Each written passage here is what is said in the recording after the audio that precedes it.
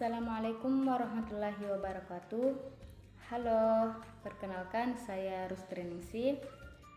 Pada video kali ini saya akan sedikit membahas tentang perbandingan tafsir Al-Qummi dan tafsir Majma'ul Bayan fi Tafsiril Quran dan kritik terhadap keduanya. Nah, untuk lebih lanjut ke dalam pembahasan, sebelumnya kita akan mengulas sedikit tentang biografi pengarang tafsir Al-Qummi dan juga pengarang dari kitab tafsir Majma'ul Bayan. Untuk yang pertama, pengarang tafsir Al-Qummi atau yang kita kenal dengan nama Al-Qummi. Nama lengkap Al-Qummi ini ialah Abu Al-Hasan Ali bin Ibrahim Al-Qummi. Beliau lahir di Kufah, Iran. Al-Qummi ini lahir sesaman dengan Imam Al-Askari sekitar abad ketiga Hijriah.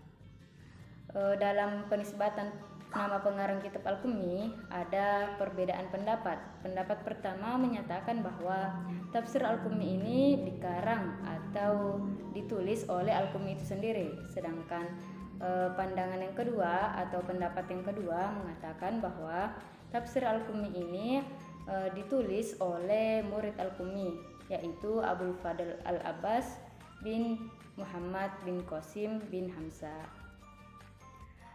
Terdapat ada 94 karya yang pernah ditulis oleh Al-Qummi, diantaranya Tafsir Al-Qummi, Kitabul Anbiya, Kitabul Tauhid Wasyir, Kitabul Maghazi, dan lain sebagainya.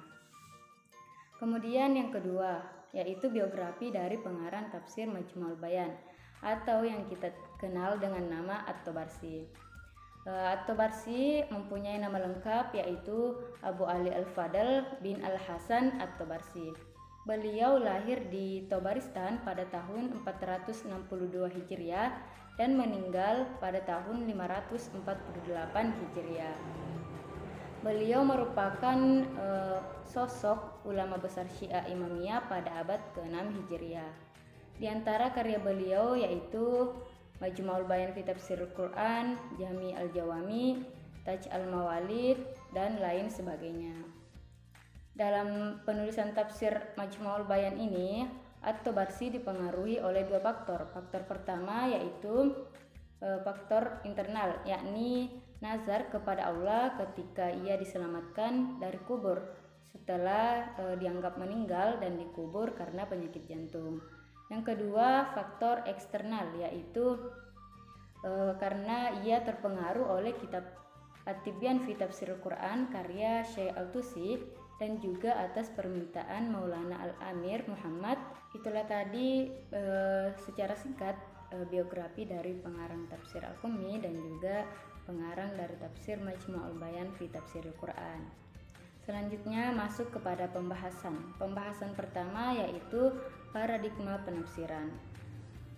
Al-Qummi dalam menafsirkan ayat Al-Quran, ia menggunakan doktrin Syiah Imamiyah sebagai dasar penafsirannya sekaligus yang mempengaruhi pemikirannya. Kemudian yang kedua, beliau meyakini bahwa Al-Quran itu memiliki makna batin yang harus diungkap. Hal ini juga bertujuan untuk memasukkan doktrin akidahnya meskipun itu bertentangan dengan makna zahir ayat. Yang ketiga, Al-Qummi meyakini adanya tahrif dalam Al-Quran, meyakini adanya perubahan dalam Al-Quran.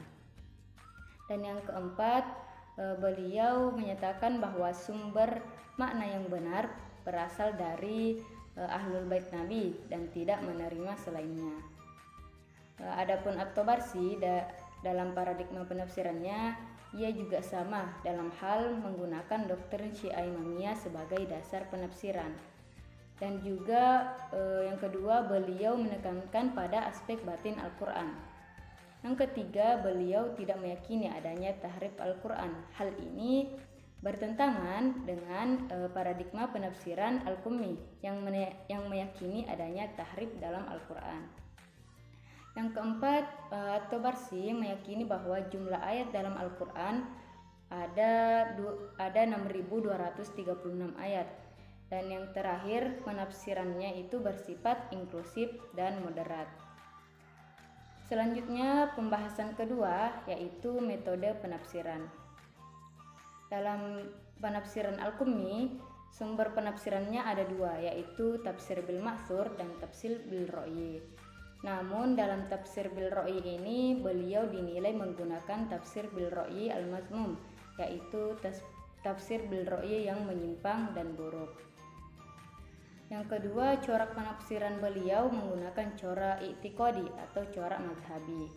Dan ia menggunakan metode ijmali, yaitu menafsirkan secara global atau universal saja. Adapun At-Tabarsi dalam metode penafsirannya ia juga sama.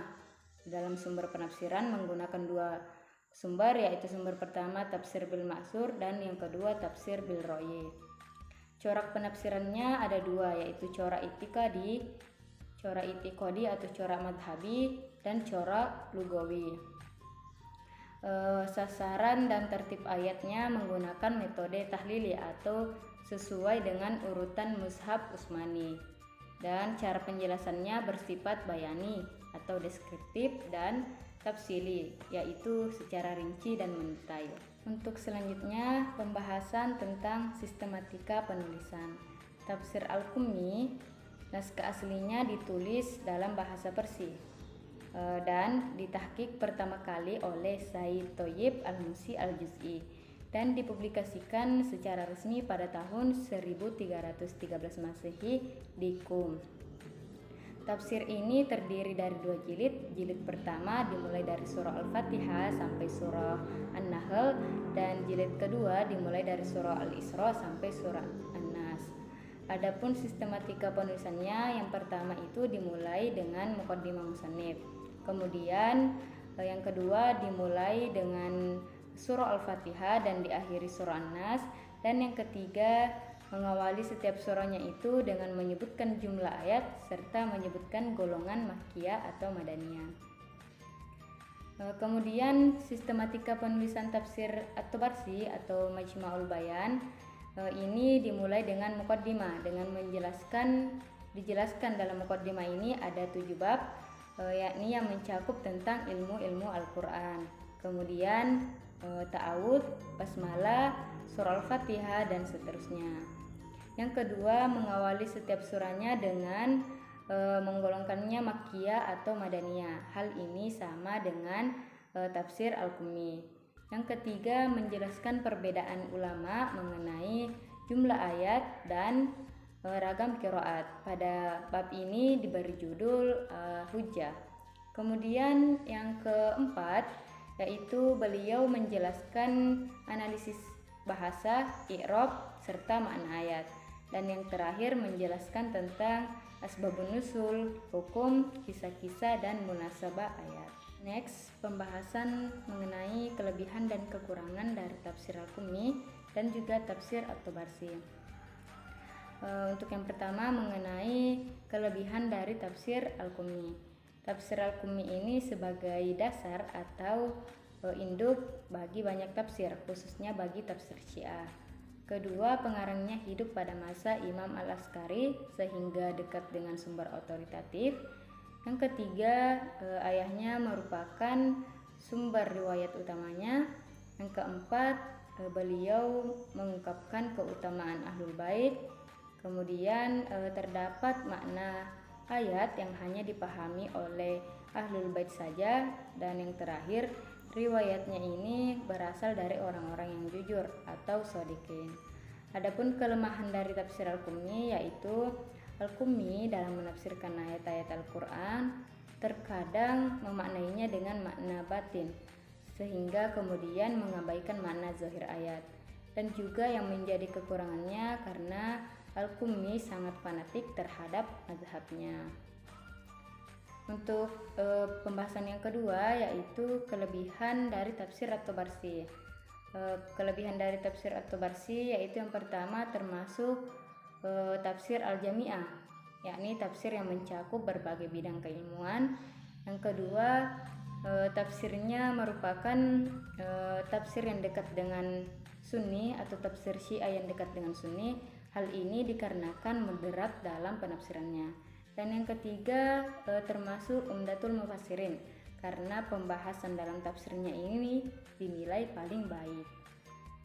Adapun kelemahan atau kekurangan dari tafsir at-Tabarsi, karena yang pertama terdapat subjektivitas penafsir atau subjektivitas mufassir, sehingga cenderung memasukkan doktrin akidahnya. Yang kedua, memasukkan hadis-hadis maudhu untuk membela akidahnya, mazhab doktrin akidahnya. Dan yang terakhir, banyak meruwayatkan Israiliyat tanpa memberikan komentar, kecuali itu berkaitan atau berhubungan dengan doktrin akidahnya. Lanjut, pembahasan yang terakhir mengenai kritik atau penilaian terhadap keduanya, yaitu Al-Qummi dan At-Tabarsi. Untuk yang pertama, Al-Qummi. Menurut Tabatabai yang merupakan golongan dari Syiah, ia menyatakan bahwa Al-Qummi ini merupakan perawi hadis yang thiqah dan juga sahih hadisnya. Dan juga dari At-Tabarsi, dari kalangan Syiah, ia mengungkapkan bahwa Al-Qummi ini merupakan seorang ulama besar Syiah dan Al-Kulaini banyak menukil hadis darinya.